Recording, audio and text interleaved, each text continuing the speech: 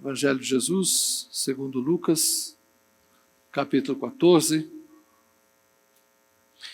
Na verdade, eu vou tratar de um texto longo, mas eu vou ler apenas os primeiros versos. São 3 momentos numa mesma noite em que Jesus está rodeado de pessoas.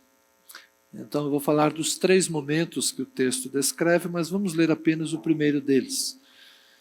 Lucas 14, verso 1 diz assim: Num sábado, ao entrar Jesus na casa de um dos principais fariseus para tomar uma refeição, eles o estavam observando.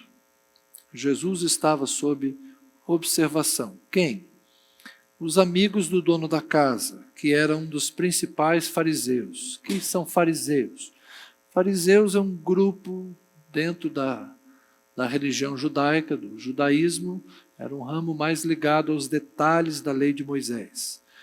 Eram os religiosos mais conservadores dos dias de Jesus. Então, Jesus foi jantar na casa de um fariseu e estava sendo observado. Verso 2.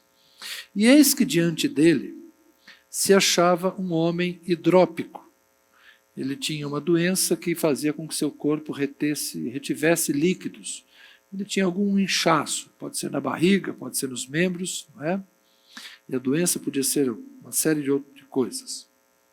Então Jesus, dirigindo-se aos intérpretes da lei e aos fariseus, perguntou: é ou não é lícito curar no sábado? Eles, porém, não disseram nada. Então Jesus pegou na mão daquele homem, curou-o e o mandou embora.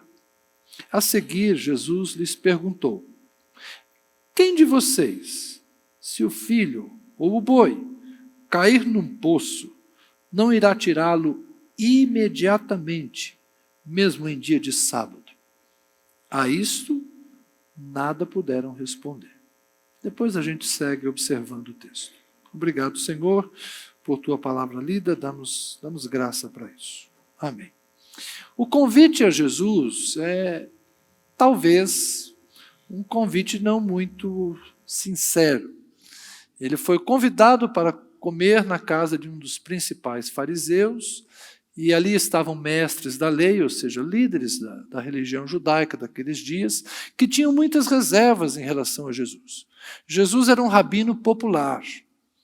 Jesus, aliás, a gente fala que ele era rabino porque as pessoas o chamavam de rabi, mas ele não era formado em nenhuma escola rabínica, ele não havia passado por nenhum grupo de estudo de teologia judaica, ele não era um religioso dos padrões daquela época.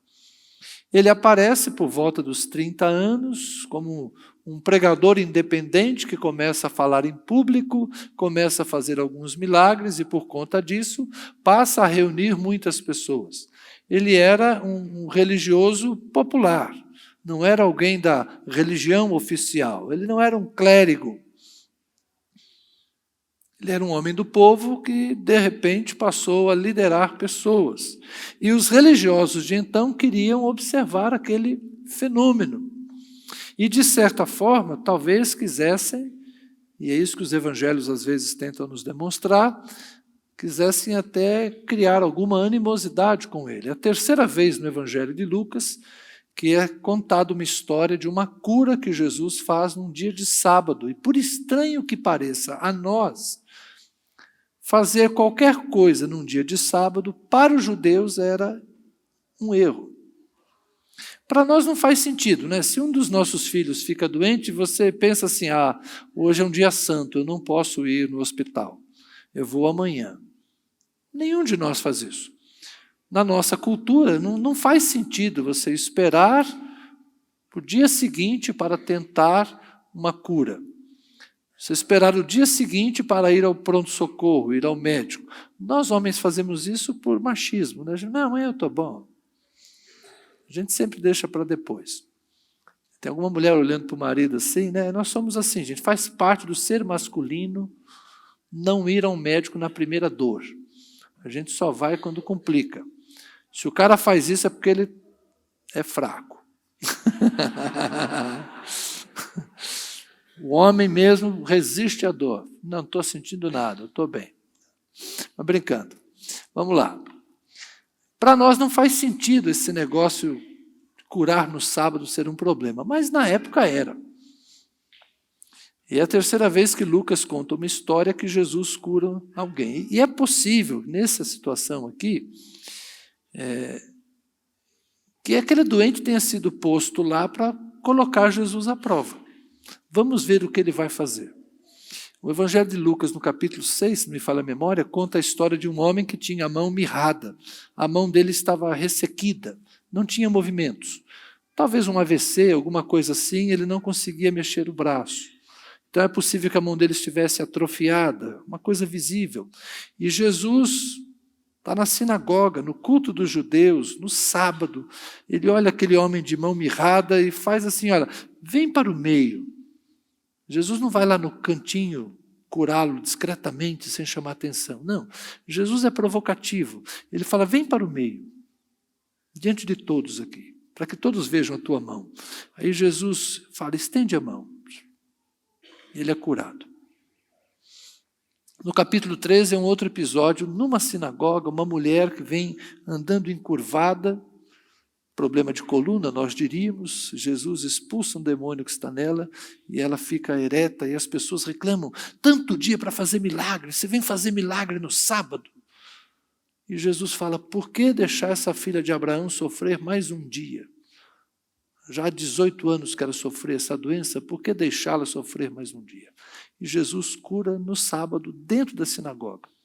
E aqui Jesus está na casa de um dos principais dos fariseus, portanto, de um líder religioso, desse pessoal que não gostava que ele fazia milagre no sábado, e colocam diante de Jesus uma pessoa visivelmente doente. Ou a outra possibilidade é que, mesmo sem ser convidado, mas sabendo que Jesus estava na casa, o doente foi lá e se colocou assim bem diante de Jesus, para que Jesus o visse. Se ele foi colocado lá para constranger Jesus, ou se ele colocou-se lá para ser visto por Jesus, nós não sabemos. Uma coisa nós sabemos, Jesus o viu e Jesus o curou. Só que antes de curar, ele perguntou para os fariseus, e aí? É lícito curar alguém no sábado? Todo mundo ficou calado. Quem cala, consente. Então aí Jesus foi lá e curou o homem e mandou ele embora. Eu acho mais provável que ele fosse um penetra na festa. Não tinha sido convidado, não. Tanto que Jesus cura ele e manda embora. Se ele fosse um convidado, ele ficaria por ali. Então, na minha opinião, aquele homem, sabendo que Jesus estava na casa, a porta estava aberta, entrou, colocou-se ali à vista de Jesus, esperando por um olhar de Jesus.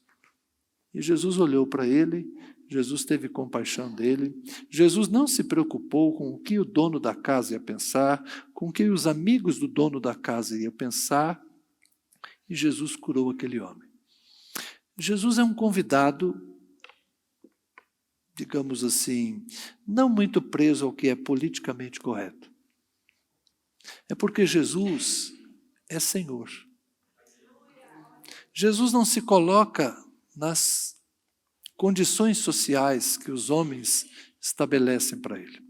Uma vez ele disse, o homem foi feito para o sábado ou o sábado foi feito para o homem? Sábado literalmente significa descanso. Então Jesus fala assim, o descanso foi dado para os homens? Ou os homens é que são escravos do descanso? Jesus inverte a lógica das tradições religiosas. Então Jesus está acima destas coisas. E o mesmo vale para hoje. Se a gente tentar colocar Jesus na nossa caixinha, e dizer quando Jesus deve fazer as coisas e quando Jesus não deve fazer as coisas, isso não vai funcionar. Porque Jesus não está sujeito às condições que nós estabelecemos. É por isso que eu não sou muito amigo de marcar sexta-feira, 20 horas, venha para um grande culto de cura divina. Sexta-feira Jesus cura. Pô, e se Jesus resolve curar na quinta, como é que eu faço? E se Jesus resolve curar, não aqui, mas curar ali na esquina? Quem diz que Jesus só faz milagres dentro dos templos? Quem diz que Jesus só faz milagres quando a gente ora? Quem diz que Jesus só faz milagres quando a gente cumpre certos rituais? Quando alguém sobe uma escadaria de joelho? Ou quando alguém acende uma vela muito grande, da mesma altura que a pessoa tem? Ou quando alguém faz ou deixa de fazer alguma coisa? Às vezes nós pensamos, não, se Jesus fizer isso por mim, eu deixo de fazer aquilo. Então, se você não fizer um compromisso, a linguagem evangélica é pagar o preço. Quem diz que Jesus está preso às nossas condições? Em geral, quem põe condições somos nós. Nós é que pensamos, para Jesus me curar, eu devo fazer tal coisa.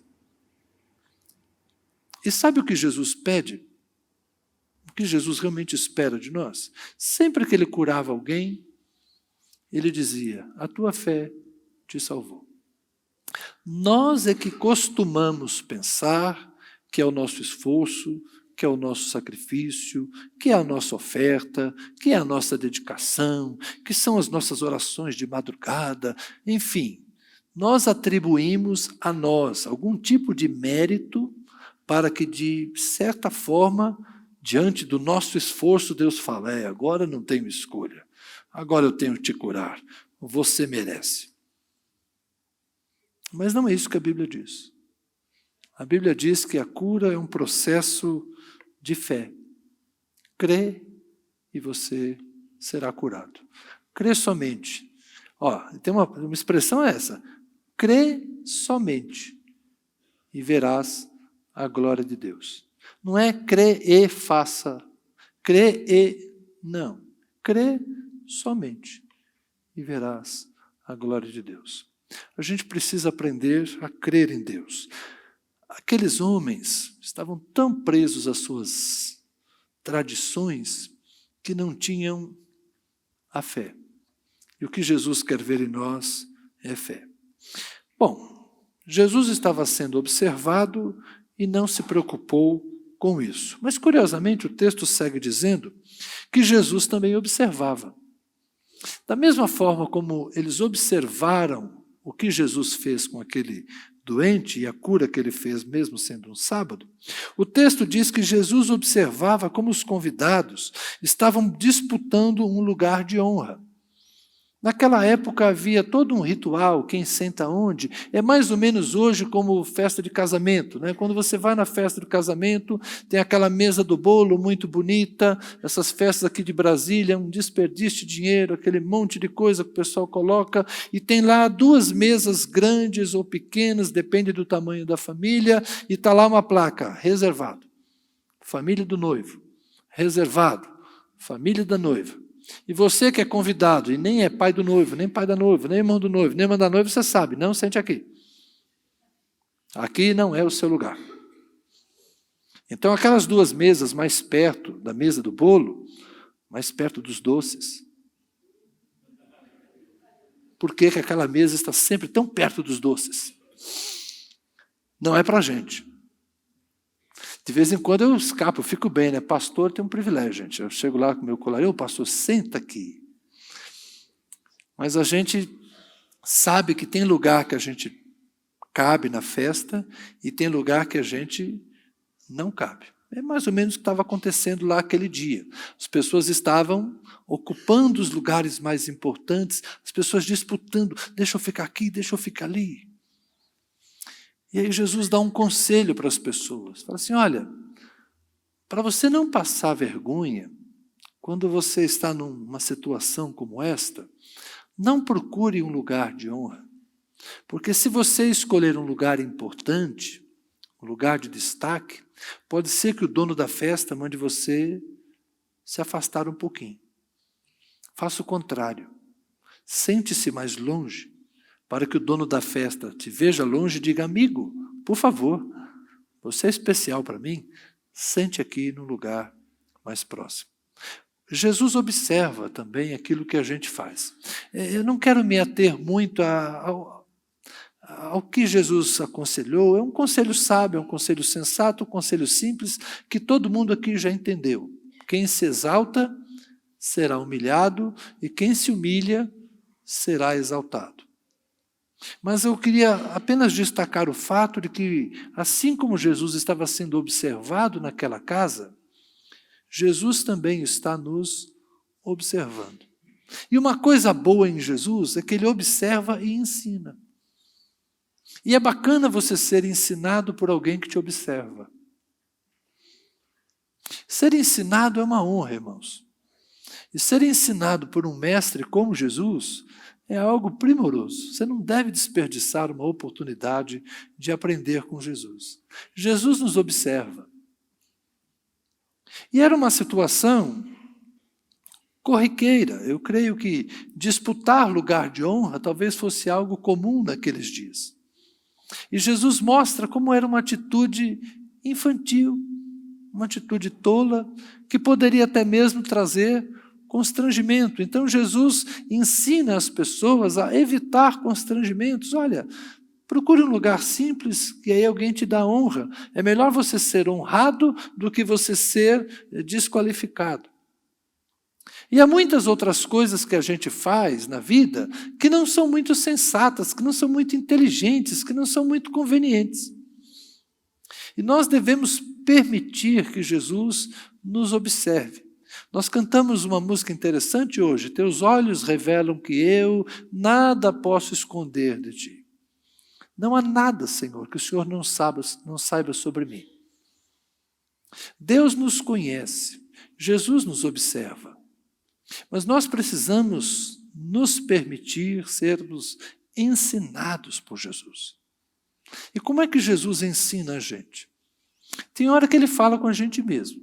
Não é todo dia, mas de vez em quando ele fala pessoalmente com a gente.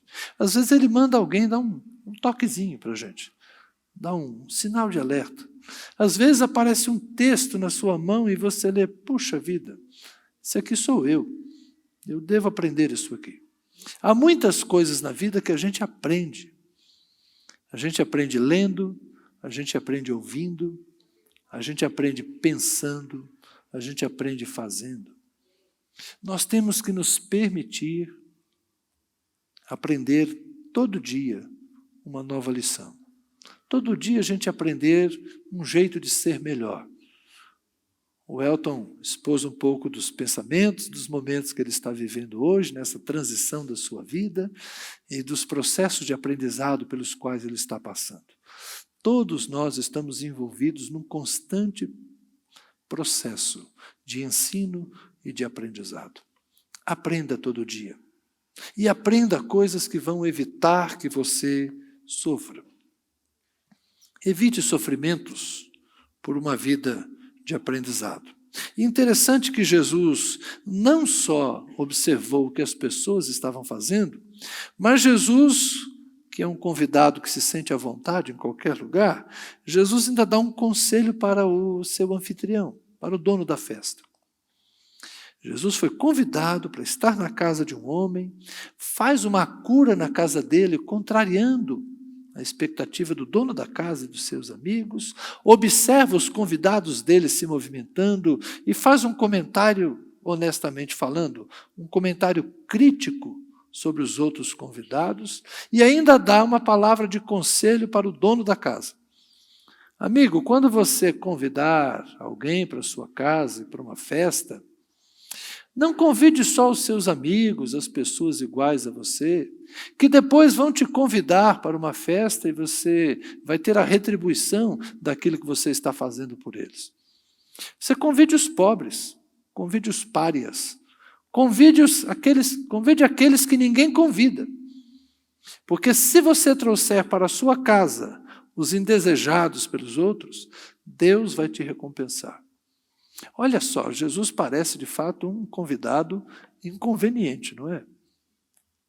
É como se Jesus tivesse dito assim, olha, eu estou muito agradecido de estar aqui na tua casa, mas honestamente falando, estou sentindo falta dos meus amigos.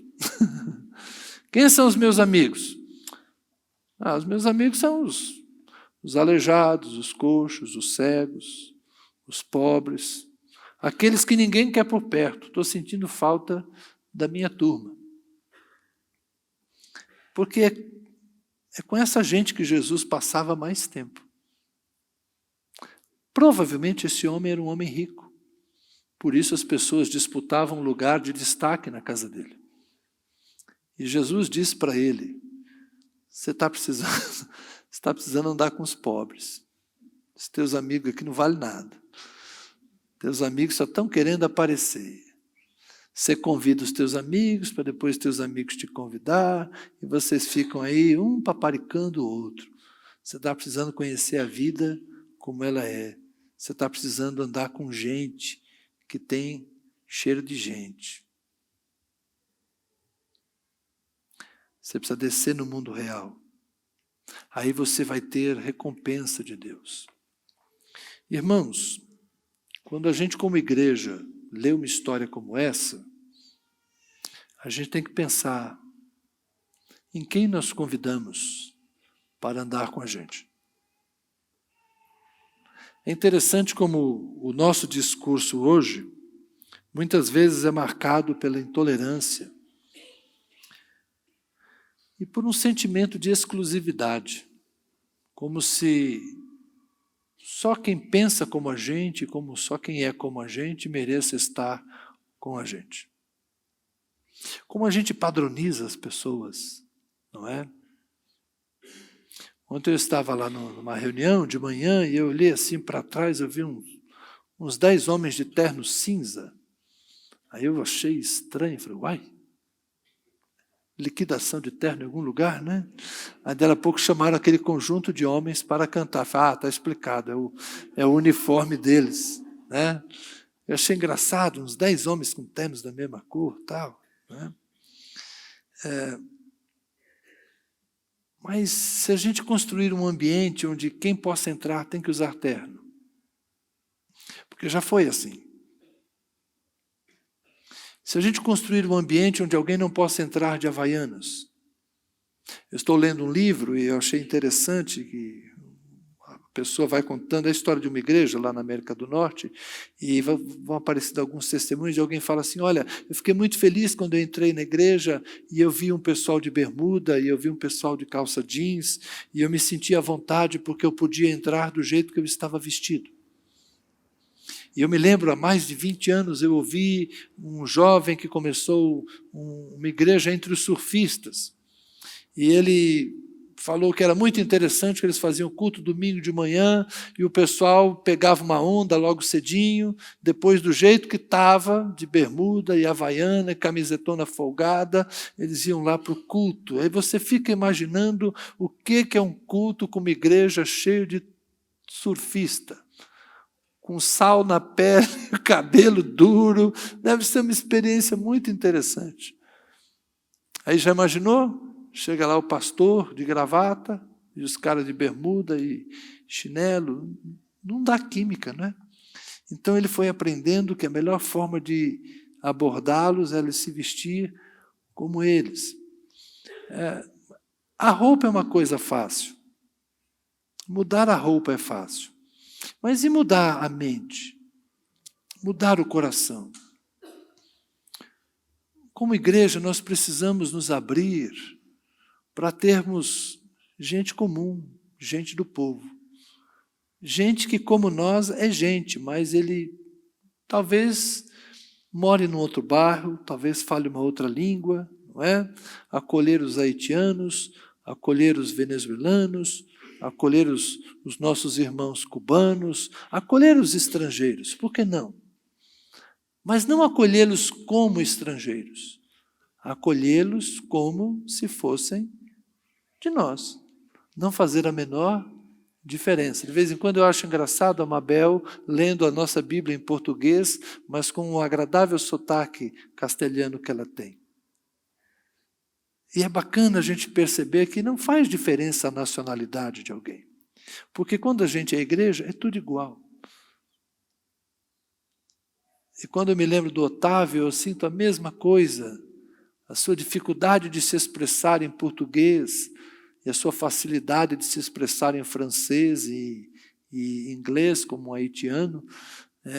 Como foi agradável a nossa convivência com ele.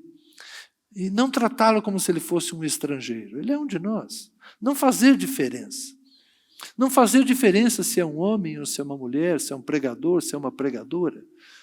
Não fazer diferença a raça, não fazer diferença o nível de escolaridade. Se alguém altamente instruído, a gente apresenta de um jeito.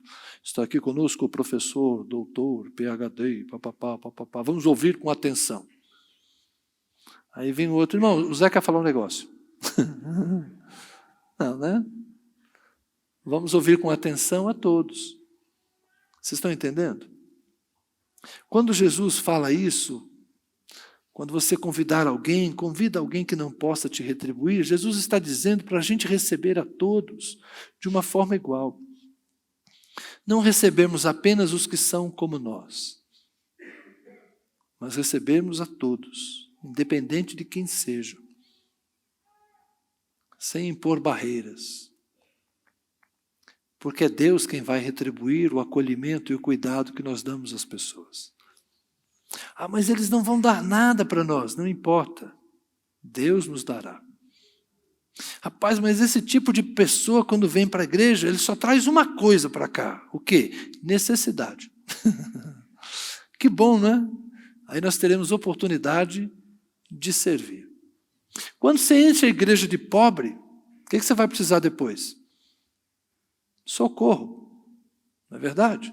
Se você enche a igreja de doente, você vai precisar de quê? Socorro. Se você enche a igreja de pessoa problemática, você vai precisar de quê? Socorro, tempo para ajudar essas pessoas. Você está trazendo o quê para você? Trabalho. Ué, mas não estamos aqui para trabalhar? Não é para isso que a gente existe? Não é para servir? Se o Filho do Homem não veio para ser servido, veio para servir, nós como igreja só existimos se for para servir. Se nós não servimos para servir, nós nem precisamos existir. Então significa que nós temos que nos abrir para quem tem necessidade de nós. E não para quem é igual a nós, para ficarmos trocando favores. É mais ou menos como o coral daqui ir cantar na outra igreja, para depois o coral de lá vir cantar na nossa igreja. É legal, é legal. É bacana, mas isso é missão? Não. Então é melhor que o coral vá cantar num lugar onde nenhum coral canta. Porque lá eles nunca ouviram um coral. É melhor a expressão de vida dançar onde ninguém dança. Porque lá não tem quem testemunhe de Cristo. É melhor que a gente faça nos cultos onde ninguém faz culto, para que lá as pessoas ouçam o Evangelho. Está entendendo? Não é trabalhar onde alguém já está trabalhando, é trabalhar onde alguém não está trabalhando. E por fim, quando Jesus fala isso para o dono da casa, se você servir os outros, se você servir quem não pode te retribuir, Deus vai te retribuir. Aí alguém ficou todo animado com essa palavra de Jesus e disse assim, olha, feliz quem participar desse banquete no reino de Deus. Então Jesus falou para ele, olha, você faça o bem para quem não pode retribuir, e Deus vai te recompensar lá nas moradas celestiais. Aí o cara falou, opa, vai ser legal quem estiver lá nessa festa nas moradas celestiais. E aí Jesus conta uma parábola, uma história, umas metáforas. Ele fala assim, um homem resolveu dar uma grande festa e preparou um banquete. E aí ele mandou chamar os seus amigos. E os seus amigos, cada um foi dando uma desculpa, disse, eu comprei um terreno, não posso ir à tua festa. O outro disse assim, comprei uma junta de bois, naquela época seria, comprei um carro zero, estou indo para Goiânia testar ele. Vou para Caldas Novas testar o carro na estrada. Ainda vou por uma estrada e vou voltar por outra. E o outro disse assim, casei agora, não posso, estou em lua de mel. E aí o dono da festa fica tão frustrado porque seus amigos não disseram e não vieram, e chama o seu criado e fala assim, sai pelas ruas e sai caçando qualquer um que você encontrar. Quem você encontrar, você traz aqui porque a minha casa tem que ficar cheia. O banquete está preparado e eu quero a minha casa cheia. Ele está falando de Deus. Deus quer dar uma festa para os seus filhos. Deus quer nos reunir perto de si. E é interessante que Jesus está na casa de um fariseu religioso. E Jesus está falando para eles. Deus está convidando vocês para vocês entrarem no reino. Mas vocês estão muito ocupados cuidando das coisas terrenas. Vocês não estão percebendo o convite de Deus. Mateus 23 tem uma frase interessante de Jesus sobre os fariseus. Ele fala assim: vocês não entram no reino, nem deixam os outros entrar. Jesus está falando para os religiosos daqueles dias que Deus está convidando as pessoas para uma festa, mas as pessoas não estão dando atenção ao convite que Deus faz. A gente fala dos outros, mas será que nós também não podemos estar desatentos ao convite que Deus nos está fazendo para estarmos mais perto dele? Será que nós não estamos ocupados demais com as nossas casas, com os nossos terrenos novos, com o nosso carro novo, com as nossas agendas tão cheias de coisas, e o convite para nos aproximarmos de Deus está sendo ignorado? A gente tem que ter cuidado, porque a gente às vezes lê um texto e pensa que ele é um bom conselho para os outros, mas às vezes o texto é um bom conselho para nós mesmos. E aí eu volto lá onde eu comecei. A gente observa Jesus e Jesus nos observa. A gente fala com Jesus e Jesus também fala com a gente. Nós temos que perceber quando essa comunicação está acontecendo. Talvez hoje Jesus esteja convidando você para estar mais perto dele, para conhecê-lo melhor. Talvez Jesus esteja dizendo a você: ande com outras pessoas, ande com pessoas melhores, ou ande com pessoas que ninguém quer andar, faça novos amigos, enfim. Talvez Deus esteja dando um recado para você, para mim. E todos nós, de alguma forma, podemos nos tornar melhores e mais parecidos com Jesus. Hoje Jesus pode curar, hoje Jesus pode ensinar, hoje Jesus pode simplesmente nos colocar no lugar de honra e nos oferecer um banquete. Tudo isso pode estar acontecendo hoje. Com uns, uma coisa, com outros, outra coisa. Mas esse é Jesus. Quando Ele está presente, tudo de bom pode acontecer. Vamos orar?